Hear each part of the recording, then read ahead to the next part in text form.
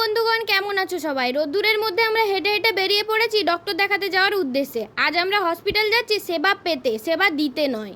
Hostel থেকে hospital যেতে সময় লাগে মাত্র 5 মিনিট, কিন্তু সেটা শুধুমাত্র বাসে বা টোটোতে, হেঁটে হেঁটে নয়।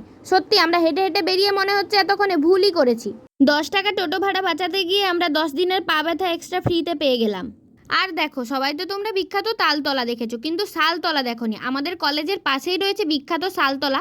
বসন্ত উৎসবের সময় ভোরে ভোরে কাপাল এখানে কিন্তু দেখতে পাওয়া যায়। এমন একটা জায়গায় আসার পর আমাদের মনে হচ্ছে যে আমরা আর হাঁটতে পারছি না, যেখান থেকে টোটো করলেও লস, না করলেও লস।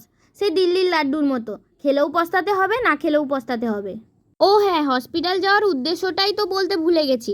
বোনের 2-3 দিন থেকেই খুব শরীর খারাপ হয়েছিল, জ্বর সর্দি কাশি। সেই কারণেই যাচ্ছিলাম ডাক্তার দেখানোর জন্য। কয়েকদিন আগে যখন ডিউটি আসছিলাম, প্রাচীরগুলোর ভিত সেই তাড়া হয়েছে, আর আজ কমপ্লিটও হয়ে গেল। হাঁটতে হাঁটতে আমরা অবশেষে গিয়ে হসপিটালে পৌঁছেছি। আর আজ কিন্তু সরাসরি ডক্টরের কাছে গিয়ে আমরা বলতে পারবো না স্যার আমাদের একটু দেখে দিন।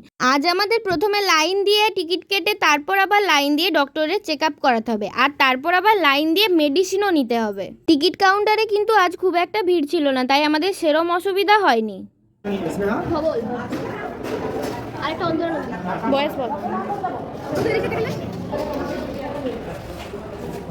টিকিট কেটে নিয়েই কিন্তু আমরা ছুটলাম একদম ডক্টরের কাছে। আর ডক্টর দেখানোর পর এই যে মেডিসিন এবার নিতে যাব। মেডিসিন কিন্তু আমাদের নেওয়া হয়ে গিয়েছে। তারপর হসপিটালের বাইরে দেখলাম অনেকগুলো ফলের দোকান রয়েছে, সেখান থেকে কিছু ফল কিনে নিয়ে আমরা রিস্ক না নিয়ে টোটো করেই কিন্তু হোস্টেলে ফিরে এলাম। আজকের মতো টাটা, দেখা হবে অন্য কোনো ভিডিওতে।